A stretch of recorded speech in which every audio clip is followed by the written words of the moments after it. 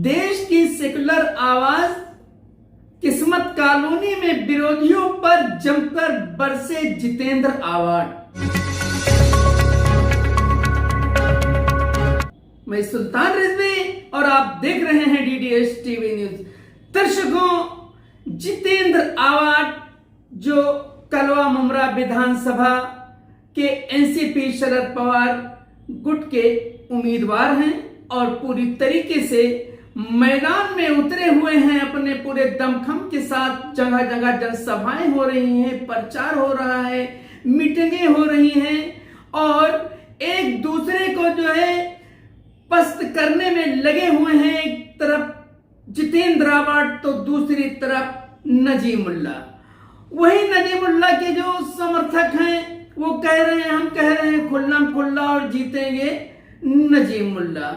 वही दूसरी तरफ यही आ रही है आवाज कि इस बार भी आएंगे अवार्ड। और जितेंद्र अवार्ड ने किस्मत कॉलोनी में, जो किस्मत कॉलोनी के एनसीपी के युवा नेता हैं जावेद मिटकल, उनके नेतृत्व में एक बड़ी जनसभा लगाई गई थी। काफी तादाद में लोग थे वहां पे और उस जनसभा में जितेंद्र अवार्ड ने चुन चुन के अपने विरोधियों पे निशाना साधा है और गद्दारी किसने की है, धोखा किसने किया और किस तरीके से जो है निशानी छीनी गई, सारी बातों का जिक्र करते हुए और विरोधियों पर जमकर बरसे हैं जितेंद्र अवार्ड। इनके तेवर बता रहे थे कि इस बार जितेंद्र अवार्ड एक अलग ही जज्बे से चुनाव लड़ रहे हैं और इसलिए कि उनको चैलेंज दे दिया गया है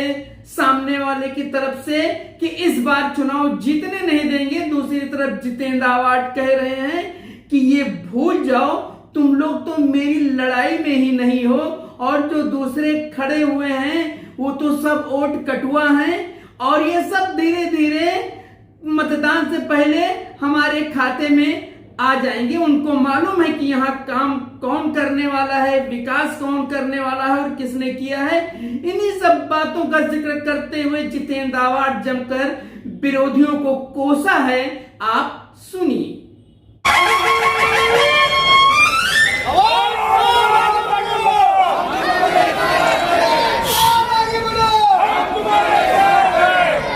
मैं पहली बार ही बोलता हूं, मेरा भाषण शुरू होने के बाद कोई घोषणा मत देना, मैं डिस्टर्ब हो जाता हूं। यहाँ पे मौजूद सभी हजरात, मेरी पर्दानशीन माँ बहनें, आप सबको मेरा अस्सलाम वालेकुम रहमतुल्लाहि व बरकातुहू। अभी अभी शानू भाई और शमीम भाई बोल के ये पिछले कुछ रोज में जो चल रहा है कि अपने वाला है, अपने वाला है, अपने वाला है, आप मुझे क्या पराया मानते हो क्या? बोलो, अभी जोर से बोलो। मैं पूछना चाहता हूं आपसे, जो जिंदगी भर उसूल के लिए लड़ा, मौत हाथ पे लेके घूम रहा हूं, मेरे को भी तो बीवी है, मेरी भी एक छोटी बच्ची है, मैंने उसकी फिक्र नहीं की। आपने देखा मेरी गाड़ी तोड़ी गई, मेरे गाड़ी पे हमला हुआ, मेरे मौत के वारंट निकले, मेरे फोटो पे ऐसी लाल, तो भी नहीं डरा। जब भी कोई भी इश्यू निकलता है, भारत में 5 लोग बोलते हैं, उसमें से सबसे पहले कौन बोलता है? कौन बोलता है? मैं चुप बैठ जाता हूं ना, क्या फर्क गिरता है? पर नहीं, मेरा खून मुझे चुप नहीं बैठने देगा, क्योंकि मेरा खून, मेरे विचार गांधी से आए हैं। ये देश गांधी का है, ये हम जिंदगी भर में नथुराम के हाथ में जाने नहीं देंगे। ये नथुराम की औलाद है जो आज इस देश की अमन और शांति को खराब कर रहे हैं। ये क्या प्रचार है? अपना वाला है, अपने वाला है, कलमे वाला है। कहां थे जब धर्मांतरण का विषय आया मुमरा में? जब 400 धर्मांतरण हुआ है ऐसा कहा तो कौन आया था सब पुलिस से सवाल पूछने के लिए कि मुझे एक धर्मांतरण बताओ? और फिर लेके जाओ सबको। पुलिस में 24 घंटे में बयान वापस किया और कहा कि एक भी धर्मांतरण नहीं होगा, नहीं तो हमारे 50 बच्चे उठाए जाते, यूपी में लेके जाती पुलिस, यूपी पुलिस, और उनके माँ बाप चक्कर लगाते रहते। आज विशालगढ़ में क्या हुआ? विशालगढ़ के जनता ने जाके पुलिस को और कलेक्टर को बताया था कि विशालगढ़ में हमको धोखा दिख रहा है। प्रशासन की तरफ से ध्यान नहीं दिया गया।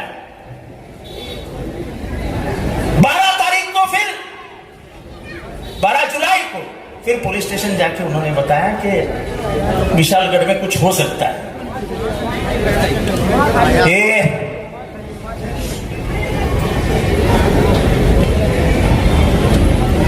तो भी पुलिस ने ध्यान नहीं दिया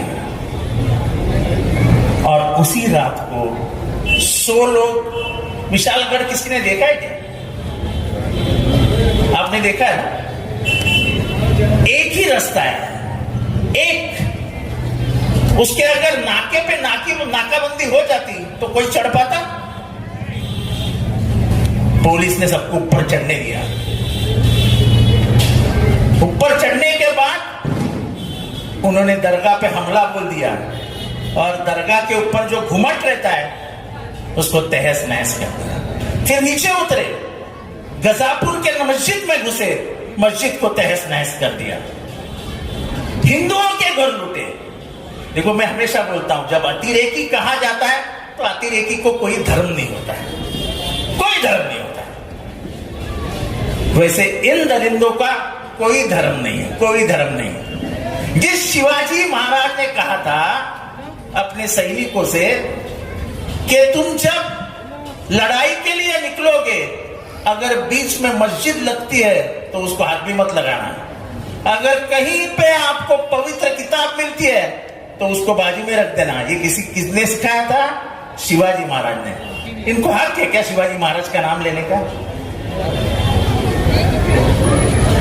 पूछते हैं कि तो बीजेपी का डर दिखाते हैं मुसलमानों को। अरे बीजेपी, मुसलमान किसी के बाप से नहीं डरता है। बीजेपी कौन है? और हम जैसे लोग जो मौत को भिड़ रहे। मैं तो लोगों को हमेशा बोलता हूं, मैं 2 चीजों से डरता हूं, एक मेरा खुदा, मेरा भगवान, और दूसरा शरद पवार। मैं और किसी के बाप से नहीं डरता। क्या होगा? मौत आएगी ना, उसके ज्यादा कुछ नहीं होता। देने वाला वो है, लेने वाला वो है। अरे 1300 साल हो गए महाराष्ट्र के संत परंपरा को, कभी भी धर्म के बारे में कुछ नहीं बोला गया था। हमारे तुकाराम नाम के संत थे, उन्होंने अपनी किताब में लिखा है, आज से बराबर 750 साल पहले, अल्लाह दिलावे अल्लाह खिलावे। देने वाला भी अल्लाह है, खिलाने वाला भी अल्लाह है। वो तो बड़ी किताब में उन्होंने बड़ा पन्ना लिखा है, मैं तो छोटा बता रहा हूं। ये थी हमारी संत परंपरा। और तुम, मुख्यमंत्री के सामने एक आदमी उठता है जिसको मैं महाराज नहीं कहता हूं, उसके से बंदूक कहीं नहीं, और नबी के बारे में गलत बोल देता है। और हमारे मुख्यमंत्री जो पूरे महाराष्ट्र के मुख्यमंत्री है, जो 13 करोड़ जनता के मुख्यमंत्री है, वो कहते हैं कि हम उसको हाथ भी नहीं लगाने देंगे किसी को। हमको किसी को मारने वाला, हम तो किसी को मारने वाले नहीं है। लेकिन सर्वोच्च न्यायालय ने क्या कहा है? सुप्रीम कोर्ट ने कहा है कि जो भी धर्म के अंगार लगाएगा, गलत बोल देगा, उसको पुलिस ने 24 घंटे के अंदर अरेस्ट कर देना चाहिए। किया अरेस्ट? गजापुर के मस्जिद तोड़ने वाले को अरेस्ट किया, नबी के बारे में बोलने वाले को अरेस्ट किया, और जो चाचा को मारा, उधर मैं और हमारे एक पत्रकार मित्र रफीक कामदार, वो ध्यान नहीं देते तो वो चोर भी नहीं पकड़े जाते। आपको मालूम है मणियार चाचा के साथ क्या हुआ? उनको मारा वो तो कैमरे में आ गया, लेकिन उनको ट्रेन के दरवाजे पे लेके फेंकने की कोशिश की। मुझे फक्र है, मैं हिंदू हूं, मैं ऐसा हिंदू हूं जो मेरे किताब में लिखा है वही मानता हूं। वासुदैव कुटुंबकम। वासुदैव यानी क्या? ये दुनिया, ये मेरा घर है और इसमें मेरी फैमिली रहती है, यानी हम सब भाई बहन हैं। ये हमारे किताब में लिखा है। ये नफरत किसी को कोई सिखाता नहीं, नफरत पार्टियां सिखाती है, नफरत पार्टियां सिखाती है। और बीजेपी ने वही किया। 2014 से यहां का मुसलमान हैरान नहीं है? हैरान है कि नहीं है? तुम मॉब लिंचिंग करोगे। देश के सीमा पे लड़ रहा मुसलमान का बाप घर में होता है, उस बाप के घर से कुछ खुशबू आती है गोश्त की, अंदर जाते हैं, बिना पूछे उसका मर्डर हो जाता है। ये क्या है? क्या है?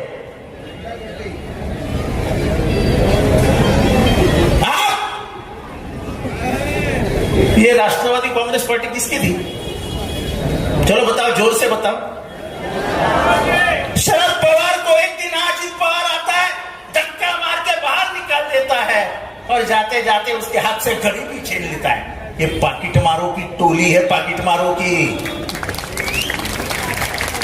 अरे हिम्मत थी तुम्हारे में ना, मर्द का औलाद था अजित पवार, तो बोलता था कि शरद पवार ने तुतारी ले ली, मैं भी कोई दूसरा निशान ढूंढ लेता हूं और लड़ता हूं चुनाव, तो हम उसको मर्द कहते हैं। अरे तुमने तो, तुम्हारे चाचा ने जो देश में बढ़ाई हुई पार्टी है, जो पूरा निशानी उसने देश लेके गया, तुम उसको चुरा कर अपना मेरा मेरा मेरा करके घूम रहे हो। जनता को मालूम है असलियत क्या है। जिस आदमी को 5th स्टेज कैंसर हुआ था, जिसकी हड्डी टूट गई थी, वो आदमी आज भी 18 घंटे काम करके इस देश की फिरका परस्त विचारधारा के खिलाफ लड़ रहा है और वो बोल रहा है कि महाराष्ट्र में बदलाव ला के दिखाऊंगा। ये शरद पवार जी की हिम्मत है। वो मोदी जी के सामने नहीं झुके, वो अमित शाह के साथ जी के सामने नहीं झुके। उन्होंने हमारे सामने कहा था, जिसको जाना है जाओ, मैं किसको रोकूंगा नहीं, मैं अकेला रहूंगा, मैं जाऊंगा नहीं, तुमको जाने से मैं रोकूंगा नहीं। लेकिन मेरे में इतनी हिम्मत है कि मैं नौजवानों के बीच में जाके एक नया शरद पवार तैयार करूंगा जो महाराष्ट्र का नेता बन जाएगा। इसको बोलते हिम्मत। विकास तो मैं बात ही नहीं करता हूं विकास की। जिस रास्ते पे आप बैठे हो, ये क्या है? ये क्या है? यही विकास है ना? किसने किया है? किसने लाया ये रास्ता किसने बनाया? ये रास्ता किसने बनाया? तो क्या होता है विकास? अंधा है क्या कोई? अंधा बोले हमारे साहब ने विकास ही नहीं किया, तो अंधा है। बात गोल मोल करके बताने की है। इसलिए मेरे भाइयों और बहनों, मैं ज्यादा समय नहीं लूंगा। सिर्फ आपको इतना सोचना है कि जुल्म और जालिम को खत्म करना, ये नबी ने आपको बोला है, सल्लल्लाहु अलैहि वसल्लम ने। क्या बोला है? कि जुल्म का साथ मत देना, जुल्म के सामने खड़ा रहना और जालिम का साथ मत देना। आज जालिम जुल्म कर रहा है कि नहीं कर रहा है? मेरे वो जोर से बोलो यार, तुम शांत बैठोगे तो कैसा सुनेगा? तो जुल्म को खत्म करने के लिए, जालिम को खत्म करने के लिए आपके पास एक हथियार दिया है। वो हथियार डॉक्टर बाबा साहब अम्बेडकर ने दिया है, जो गरीबों का, तुम्हारा, मेरा, हमको बचाने वाला, हमको इंसान की जिंदगी जीने वाला मसीहा था। उस डॉक्टर बाबा साहब अम्बेडकर ने संविधान के तहत एक हथियार दिया है। क्या है वो हथियार? आप आप वोट डालो और ये महाराष्ट्र की सरकार हकार डालो। इसकी अहमियत क्या है मैं बताता हूं आपको। जिस दिन महाराष्ट्र सरकार गिर गई, जिस दिन महाराष्ट्र सरकार महाविकास आघाड़ी के हाथ में आ गई, महाविकास आघाड़ी ने सरकार बना ली, तो कसम से जितनी मेरी समझ है, 35 साल का तजुर्बा है, जिस दिन ये चुनाव का नतीजा आ जाएगा और महाविकास आघाड़ी की सरकार बन जाएगी, उस दिन से लेके 60 दिन में, ध्यान से सुनो, उस दिन से लेके 60 दिन में चंद्रबाबू नायडू और नीतीश कुमार मोदी को दिया जो समर्थन है वो वापस खींच लेंगे और ये सरकार वैसी।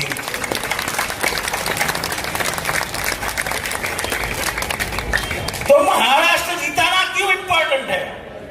बेरोजगारी कहां पर है? बच्चे लोग बताओ, नौकरी मिलती है क्या? हमारी कंपनियां गुजरात को दी जाती है। हम पहले गर्व से कहते थे कि महाराष्ट्र दिल्ली से घबराता नहीं है, दिल्ली से टकराता है। अब तो दिल्ली छोड़ो, हम तो गुजरात के सामने ऐसा सर झुका के बात करते हैं। हमारे महाराष्ट्र की बेइज्जती हो गई, महाराष्ट्र की बेइज्जती हो गई। आज आपको मालूम है पुलिस है क्या इधर? इधर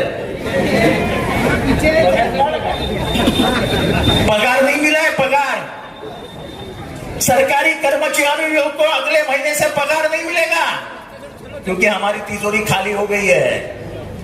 अब मेरे बहनों से पूछता हूं, तेल का भाव क्या हो गया? तेल का भाव, खाने के तेल का भाव कितना? 140 रुपया। पिछले 240,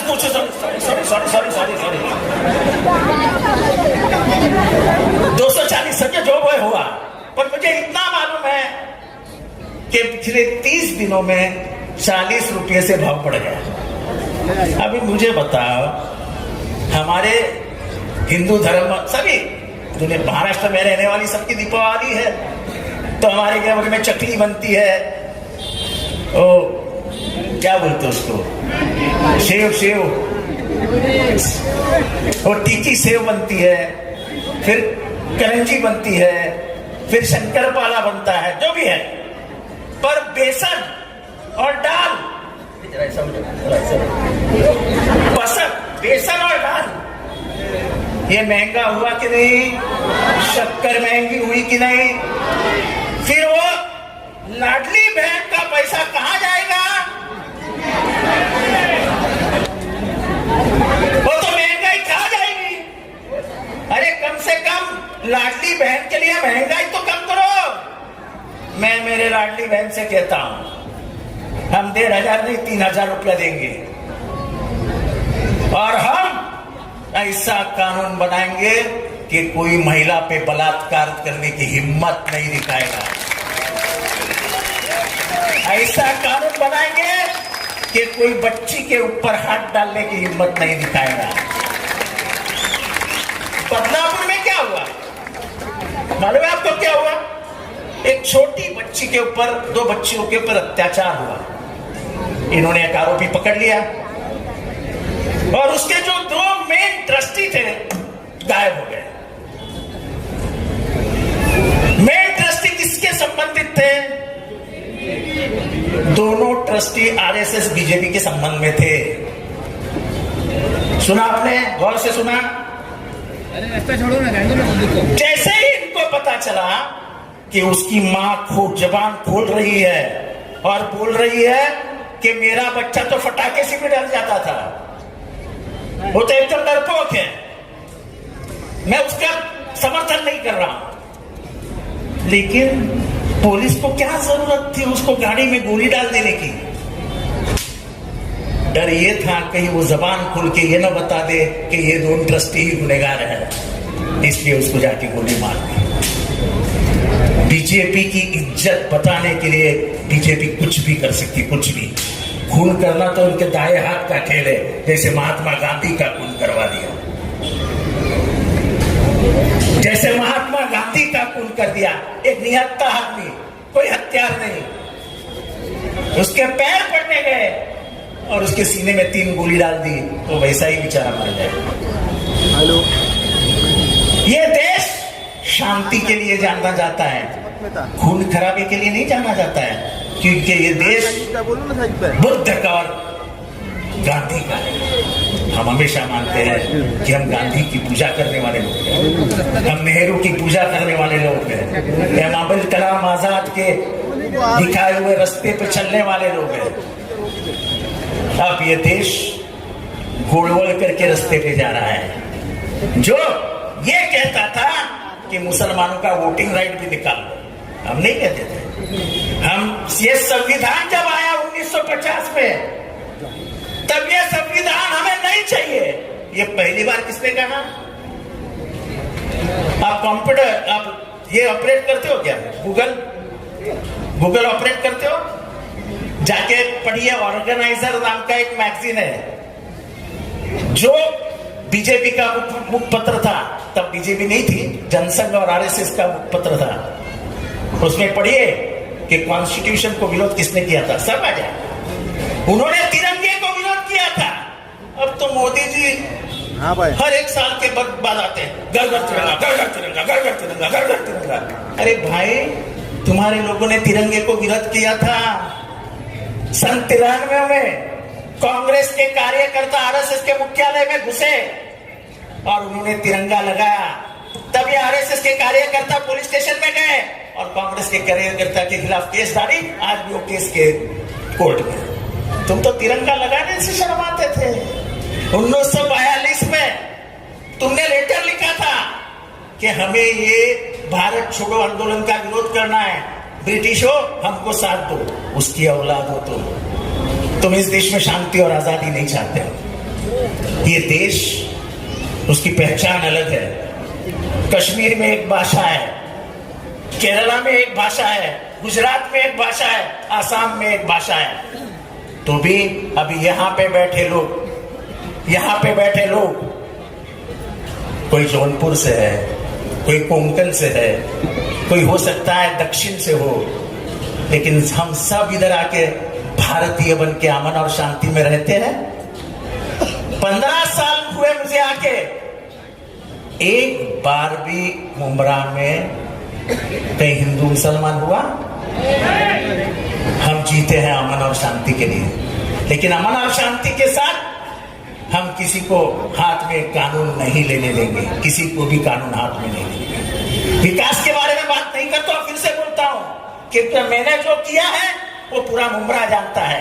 मैं आपसे एक ही सवाल पूछूंगा, 2009 का मुमरा और 2024 का मुमरा, आज वो हाथ उठा के बताइए, फर्क दिखता है कि नहीं दिखता है? सबके हाथ ऊपर चाहिए, सबके हाथ ऊपर रखो।